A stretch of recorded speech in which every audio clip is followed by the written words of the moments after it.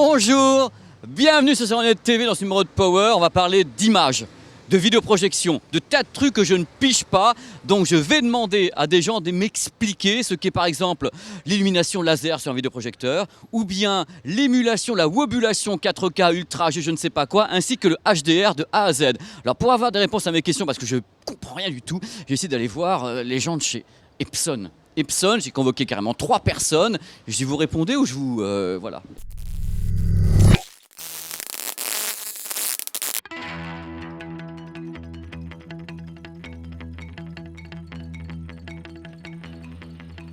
Quel métier, oh là là là là.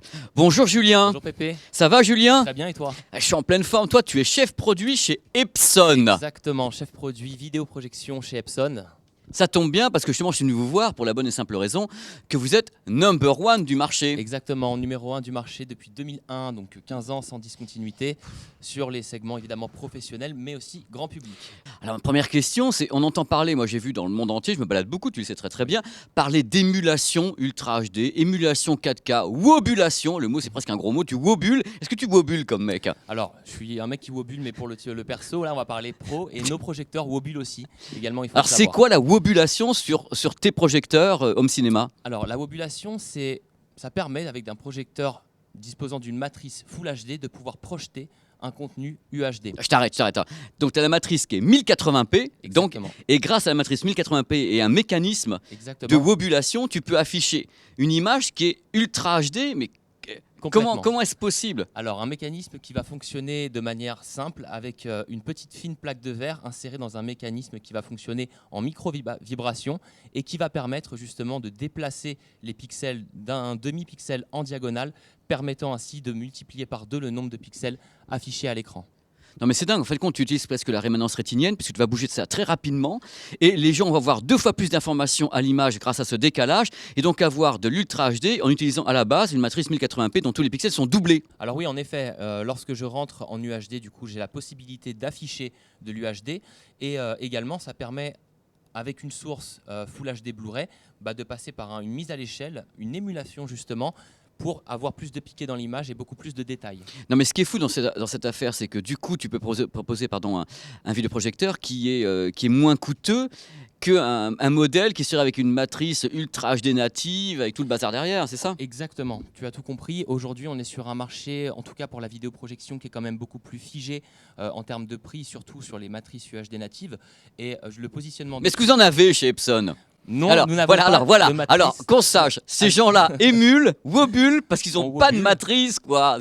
On n'a pas de matrice native, mais néanmoins, l'alternative Epson nous permet, sur des grandes bases d'images aujourd'hui, de pouvoir avoir un contenu tout à fait honorable et de pouvoir proposer justement des prix beaucoup plus accessibles, des projecteurs... Justement, donne les prix, puisqu'on est là pour ça. Je veux dire, dans Power, on informe. Toi, tu as des projecteurs qui ont la wobulation, donc l'émulation, ce que vous appelez émulation, c'est 4K Enhancement, c'est ça? Oui, tout à fait. Nous, le logo et le mot d'ordre pour communiquer, c'est évidemment l'amélioration 4K, qui est notre procédé d'émulation chez Epson depuis une matrice native Full HD.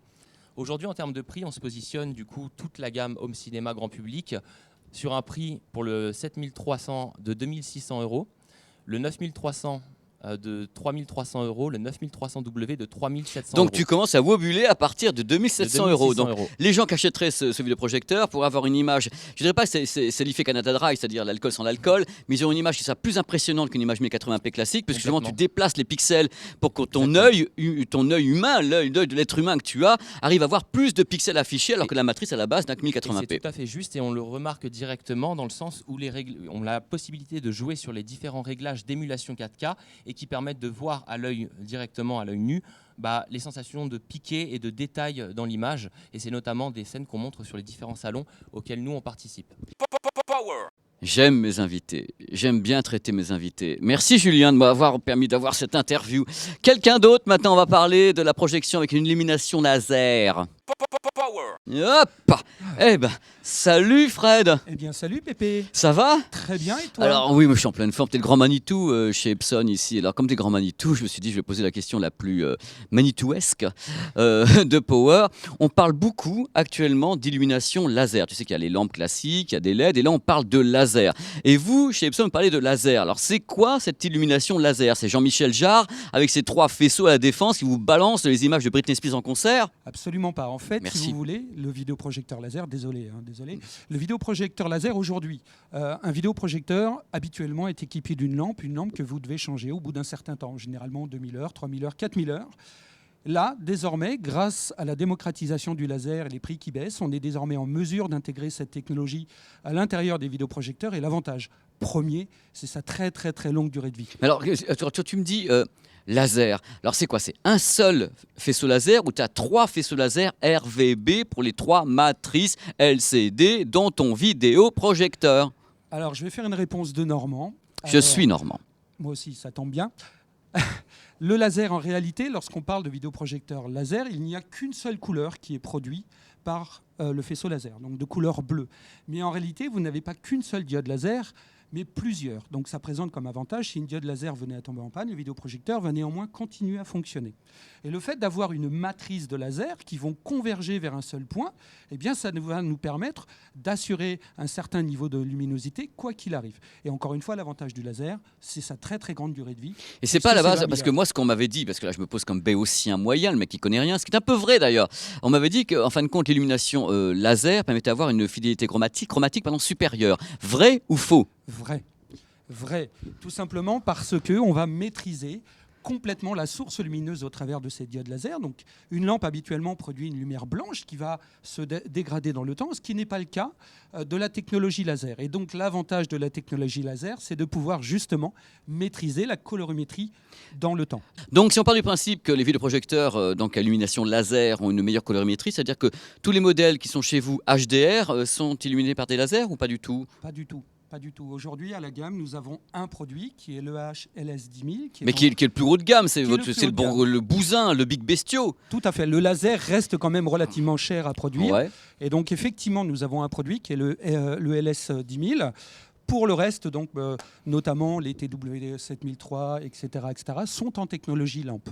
Classique. Classique, Tout à fait. absolument. Est-ce que toi, en tant que professionnel des vidéoprojecteurs, ça fait quand même longtemps que tu es dans le métier, est-ce que tu imagines un avenir où justement il n'y aurait plus aucune lampe et uniquement des diodes LED ou du laser? Absolument. Voilà. Absolument. Je pense que ça, c'est l'avenir de la vidéoprojection. C'est la technologie laser ou pourquoi pas LED. L'hybride, c'est-à-dire un mélange des deux, comme la Absolument. plupart des vidéoprojecteurs, ils sont tous hybrides. La plupart, c'est parce que toi, tu es une superstar qui nous balance du laser de tous les côtés, mais il y en a qui sont complètement hybrides, c'est-à-dire qu'ils mélangent laser plus LED, tu le sais bien. Tout à fait. C'est ça. Tout à fait. C'est formidable, t'es formidable. Fred, c'était un plaisir de te recevoir. Plaisir partagé. Donc je te catapulte. Voilà, au revoir. Faut quand même savoir un truc dans Power, c'est que j'ai décidé de faire passer l'intégralité du personnel d'Epson devant la caméra. Donc là, c'est la 3e personne. Salut Lucie. Salut Pépé. Ça va? Ça va super bien. Alors j'ai la question la plus sympa pour toi, parce qu'on parle beaucoup de HDR. Donc toi, c'est le High Dynamic Range, vous savez, la colorimétrie de tous les côtés, énorme cinéma et autres. Est-ce que toi, sur tes vidéoprojecteurs, tu as justement des compatibilités HDR? Oui, tout à fait. Aujourd'hui, le vidéoprojecteur est un diffuseur. Donc il arrive au bout de la chaîne. Et aujourd'hui, on voit le marché arriver avec de nouvelles technologies. Donc on se doit, bien évidemment, d'intégrer ces nouvelles technologies. Toute la nouvelle gamme home cinéma d'Epson va intégrer le HDR et l'intègre déjà. Donc toi, quand tu parles HDR, tu me parles d'HDR le 10, quand je veux dire Oui. la norme 10, est-ce que tu as le Dolby Vision ou uniquement Non, HDR? aujourd'hui, on est uniquement HDR 10. On n'a pas la Dolby Vision. Donc moi je me mets à la place du public parce que c'est mon boulot de journaliste, je me mets à la place du public. Est-ce que le public va vraiment voir une énorme différence entre tes anciens modèles qui ne sont pas HDR et un modèle qui serait HDR? Est-ce que pour toi le public aura cette sensation immédiate ou malgré tout il faut que l'œil soit un petit peu exercé pour dire bah, tiens il y a un peu plus de couleur? Alors pour moi, en effet, il faut un petit œil un peu exercé quand même, mais c'est vrai que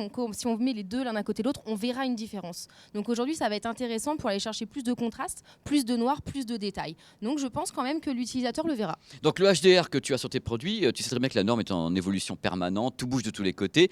Moi j'ai une question qui est pour toi en même temps tous les fabricants. Est-ce que tes produits sont évolutifs? Est-ce qu'on peut les faire un upgrade avec une clé USB tout ça, pour les faire évoluer? Alors aujourd'hui, tout ne marche pas malheureusement que par le firmware. Ouais, T'as je un sais. petit peu de choses mécaniques. Bah ouais. Du coup, tu peux pas simplement passer par une upgrade. D'où ma Mais question. nous, on est capable chez Epson, par exemple, le produit laser, le 10 000, on l'a transformé en 10 500 qui va arriver d'ici quelques semaines pour avoir les dernières compatibilités HDR. Donc on se met à lancer les nouveaux produits pour être vraiment au top de la techno sur les demandes marché du moment.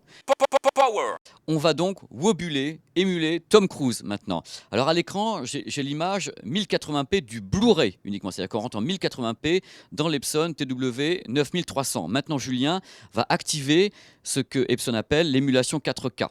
Voilà.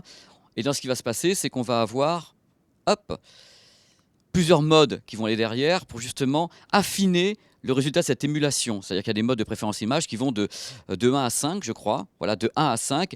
Et par rapport au pré-réglage que l'on va mettre en route, on va avoir plus ou moins de netteté. Voilà, déjà au réglage 3, on voit arriver les poils de barbe, on voit arriver les rides. Monsieur Tom Cruise, vous êtes wobulé avec vos rides.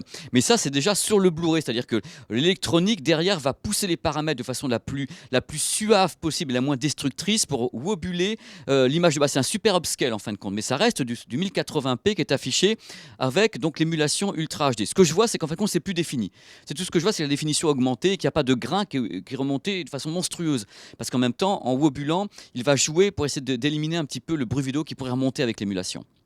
Et le niveau 5, on pousse tellement qu'on voit le Botox qui apparaît également avec. Ça, c'est juste du bonheur, quoi.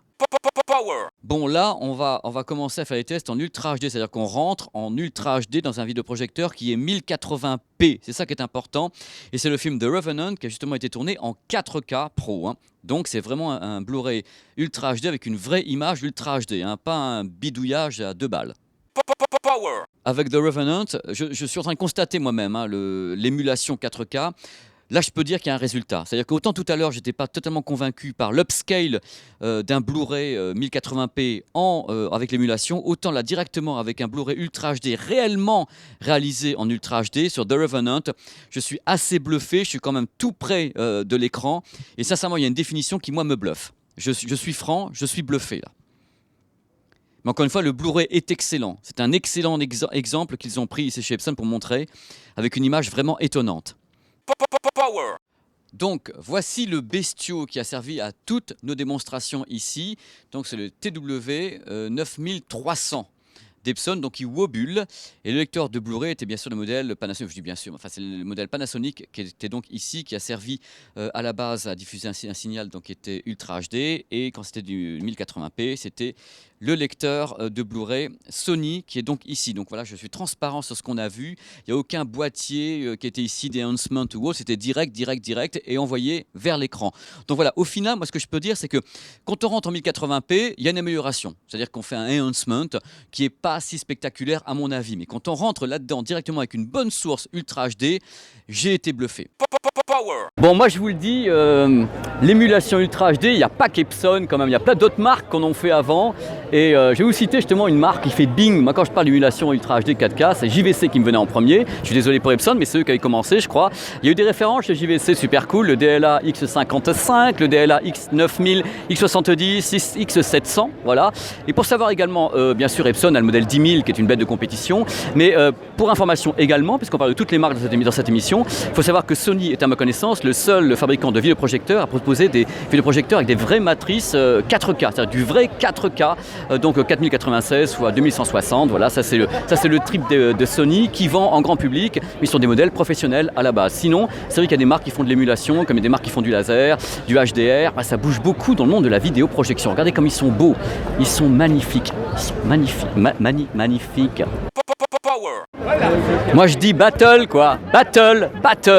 Bon, également pour finir ce power, on va y arriver, les projecteurs qui utilisent le laser ou bien l'hybride, eh bien écoutez, il y a des tas de marques qui le font, il y a vraiment des tas de marques, puisqu'il y a ViewSonic qui le fait, Sony, Panasonic, Casio, bien sûr Epson le fait, il y a Asus, NEC, c'est ce qu'on appelle les vidéoprojecteurs lamp free, c'est-à-dire pas de lampe, uniquement soit du laser, soit du LED, soit LED plus laser. Voilà, c'était Power depuis le Comic Con 2016, que c'est bien qu'on n'en peut plus. C'était bien, hein? Moi j'ai rien compris, mais c'est pas grave.